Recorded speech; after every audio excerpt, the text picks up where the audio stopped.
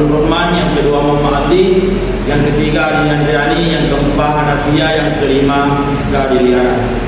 Berikut PPT kami yaitu berjudul jenis pelayanan e-government. Dan selanjutnya untuk materi yang pertama saya persilakan Muhammad Ali, untuk materi selanjutnya kepada Hanafia, untuk materi selanjutnya adalah ini Andriani. Ini saya persilakan. Ya baik, langsung saja. Untuk jenis pelayanan e-government yang pertama yakni publish adalah pelayanan yang merupakan tahap paling dasar dan termudah dari e-government itu sendiri, yang dimana pemerintah hanya mempublikasikan informasi dan data secara satu arah kepada masyarakat tanpa interaksi langsung, yang dimana informasi ini bisa diakses secara bebas melalui website ataupun aplikasi. Untuk contohnya sendiri, situs resmi pemerintah daerah atau kementerian yang menyediakan informasi seperti berita, regulasi, data statistik, dan panduan layanan, yang dimana website resmi Dinas Kesehatan yang mempublikasikan informasi terhadap kesehatan masyarakat. Mungkin itu saja. Baik, jenis yang kedua yaitu interaksi. Pada tahap ini terjadi komunikasi dua arah antara pemerintah dan masyarakat. Pemerintah menyediakan fasilitas untuk interaksi seperti tanya jawab, pengaduan, diskusi, atau layanan konsultasi secara online. Contohnya, pemanfaatan chatbot berbasis AI pada website resmi pemerintah Provinsi Sulawesi Selatan. Chatbot ini berfungsi membantu pengunjung dalam mencari informasi terkait Pemprov, Sulsel, dan Sulsel secara umum. Yang kedua, departemen di pemerintahan dapat melakukan wawancara melalui chatting atau email dalam proses perekrutan calon pegawai baru. Jenis yang ketiga yaitu transact.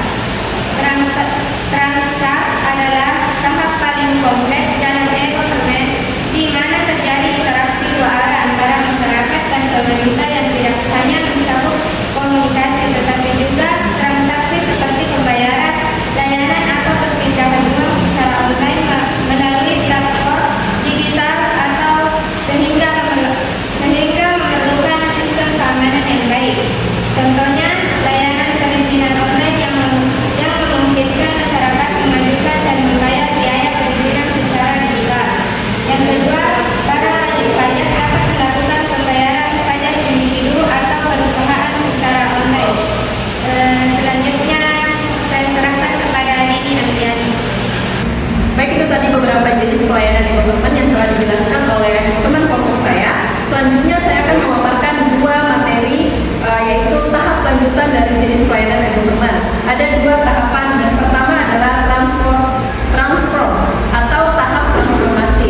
Tahap transformasi ini adalah fase di mana layanan e-government tidak hanya menyediakan transaksi digital, tetapi meningkatkan kualitas pelayanan secara menyeluruh dan terintegrasi antar berbagai unit pemerintah.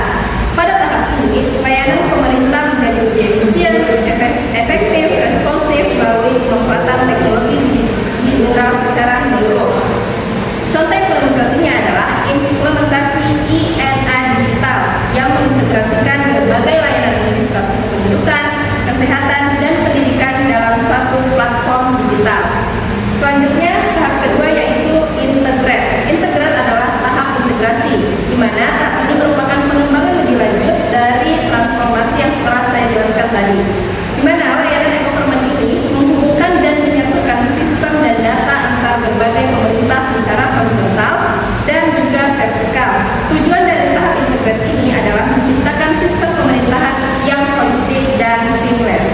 Contoh dari penerapan integrate ini adalah INA digital yang sudah mencapai tahap integrasi vertikal dan mulai mengarah ke integrasi horizontal, menyatukan layanan dan berbagai sektor untuk memberikan layanan publik yang holistik dan terkoordinasi untuk pelayanan masyarakat.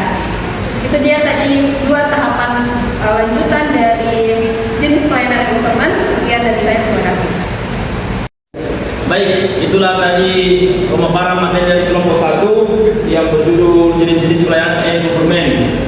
Dan ini kami akhiri untuk pemaparan materi kami yang ucapan bila ini sebetulnya. Wassalamualaikum warahmatullahi wabarakatuh.